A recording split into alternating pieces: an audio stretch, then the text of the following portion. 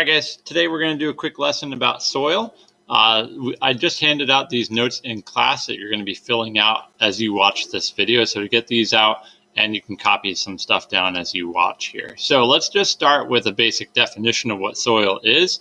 And I know there's no space to write this down, but you should put it somewhere either on the back or on the top or somewhere. So soil is the end product of the whole weathering process that we're talking about. I talked about it in our last video, and I talked about it in the classroom. So let's just talk about what it is. So it's a mixture of weathered rock, which we've talked about, as well as organic remains at the surface of the earth. So you have all the sediment that's broken down into smaller and smaller pieces, sand, silt, clay, and then you mix that with organics. I'm talking about plants and even animal remains that kind of cover that bedrock. That mixture is covering the bedrock. Now, the development of soil over time, it's called pedogenesis. This happens naturally, and it will happen more and more if you have better conditions for soil making, which would basically mean that you have a climate that's really good at weathering. Okay. Now, the composition of the soil will depend upon what it's made from, as well as the climate. The climate in a region will influence how fast weathering takes place. Now, the development of soil can happen in one location over a really long period of time, or you can think about it in terms of like different locations over the stretch of the landscape. So we'll look at that in a second. So let's just talk about stages of development. So we have stage one. Stage one basically just means the parent bedrock. We have this solid bedrock here, and as you can see on the picture here, at the surface, it's exposed to the elements. You have rain, you have snow, you have frost wedging, and all those weathering processes that we talked about, and that's breaking up this bedrock into smaller and smaller pieces. There's really no organics in this region. This might be at the top of a mountain, and it's just solid rock, okay?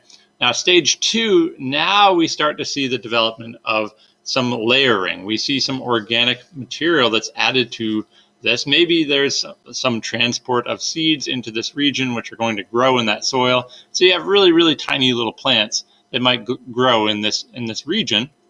And as they die and as they decompose, they'll start to influence the development of more and more organic material at the surface. So stage two isn't much. You might have a little bit of a thin layer of organics here and a little bit of soil, but nothing big. No large plants are growing in this region, okay? Stage three, now we start to develop what we call horizons. A horizon is just a layer of soil. And at the very surface of this, you can see that it's very organically rich. We have some plants growing in this region. This word called humus is just organic material. And we start to develop this horizon called the A horizon. It's kind of a dark brown color that's a mixture of small sediment as well as decomposed plant remains. And this will lead to further development of plants in this region. Below that, you probably would just have some parent material, broken up rock fragments, large pebbles and stuff like that. Okay, so that's stage three. It's really the development of the beginning stages of topsoil. Now, after stage three, you'll have stage four. Stage four is really the end result, the end product. We have the development of multiple horizons, multiple soil layers. At the very surface, we might call this the organic layer or the O layer, the O horizon, and that's all organic remains. And you can see roots growing down into this A horizon, and that gets thicker and thicker over time, and that will help support stuff like larger trees. The B horizon is probably just what we call the substratum. It's really kind of a clay-rich soil layer, kind of a tan color here. And then underneath of that, you have your parent material and your bedrock. Now, the development of soil will happen over time in one location. So if you start in this location and say we'll stay in this location, over time, it will develop from stage one to stage two to stage three to stage four. It could also mean that we're talking about developing this over a region. So maybe this is the mountain, and now we're kind of working our way downhill from the top of the mountain down to the base of the mountain, and then we get out into the flatlands that might continue on towards the ocean. And so we see this over a landscape in multiple different places.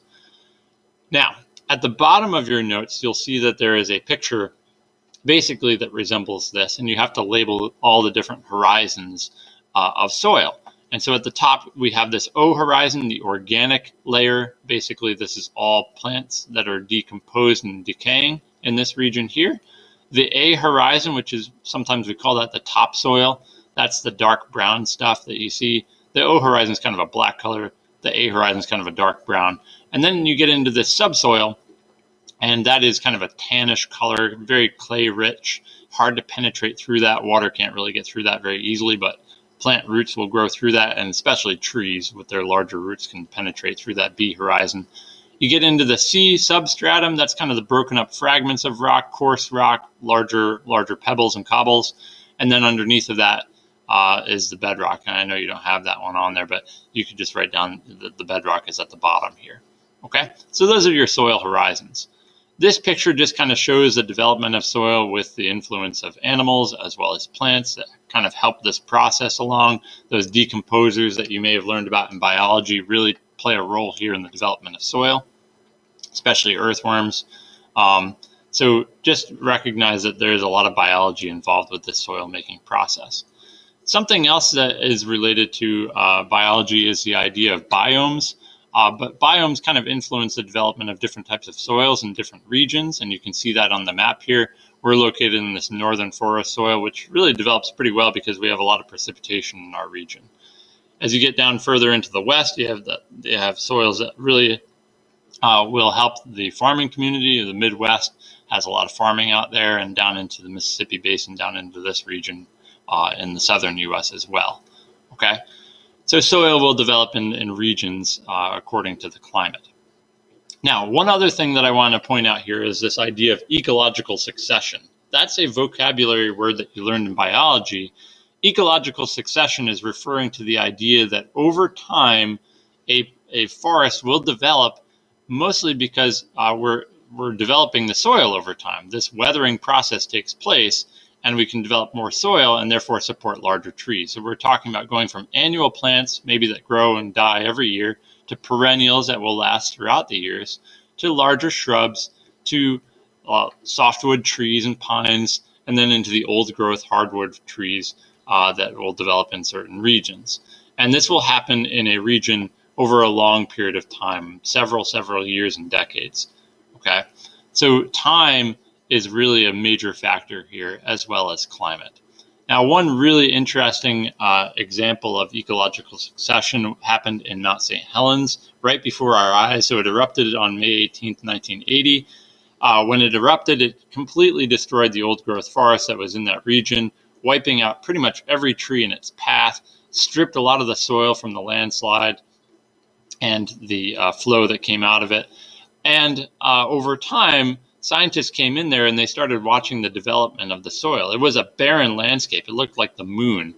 But over time, seeds started to take root and started to develop, and then they started to turn into larger and larger shrubs, and then larger and larger trees started to develop in this area. Now, there's no old growth forest in the blast zone of Mount St. Helens, not yet, but eventually, over time, several decades from now, we'll get some larger and larger trees into this region. So it's kind of cool to see that progression happen right before our eyes. And I'll play one of these videos for you right here. The goal of our research is to understand how plant and animal communities reform after a catastrophic disturbance. Bishop is one of a select group of researchers studying this rebound from a volcanic eruption. Back in 1980, Mount St. Helens had given scientists all kinds of clues that a big disturbance was brewing. 2 months before it blew, the volcano was venting huge amounts of steam, and there was a series of earthquakes. Even with all those ominous signs, the eruption was larger than anyone predicted. It happened at 8:32 on the morning of May 18, 1980. An earthquake caused the north face of the mountain to collapse. After that, it uncorked an explosion that was directed horizontally and leveled the forest to 13 miles out from the volcano. The eruption column of volcanic ash and gas rose 80,000 feet, while a tsunami of 1,800-degree gas and rock raced down the valley at 450 miles an hour, a so-called pyroclastic flow. Anything biological that was remaining after the landslide would have been completely vaporized. It was just a barren landscape, gray and pumice colored. It killed every living thing in a 230 square mile area. What was left was akin to a moonscape. 57 people died. Some remains were never recovered. Bishop and his team have had a front row seat as nature got busy bringing this place back to life. They wanted to know where it begins and how it takes root. Here, it started with these purple flowers. Alpine lupin were the first plants to return. For many years, they were pretty much the only game in town. But as they went through their life cycles over several seasons, they created soil from the volcanic ash. And that made it possible for woody plants like the Sitka willow to find a home. They are how a forest gets started, but it hasn't been easy for them. One of the things we've realized about these willows is that they're not getting big. That's important because they create habitat for birds and mammals. We've learned that these landscapes are characterized by extreme instability in the populations of the plants and animals that colonize them. In a recovering ecosystem like this one, where just a few species have managed to regain a toehold, even seemingly insignificant pests can play an outsized role in how the landscape bounces back. These weevils are an invasive species with a particular taste for the Sitka willow. Any stem larger than about 1 centimeter is usually destroyed by this weevil. And the effect of it is to keep these plants small, not let them form the architecture that's needed for bird and mammal habitat. But Bishop says it's important to remember we're still early on in what will be a very long game. He says the plants and insects will battle it out over time, and eventually the ecosystem will become more diverse, more stable, and this will be a forest again. When I'm out there working on the pumice plain, one moment I'll look around and I'll be stunned by the amount of vegetation and the number of birds that are present.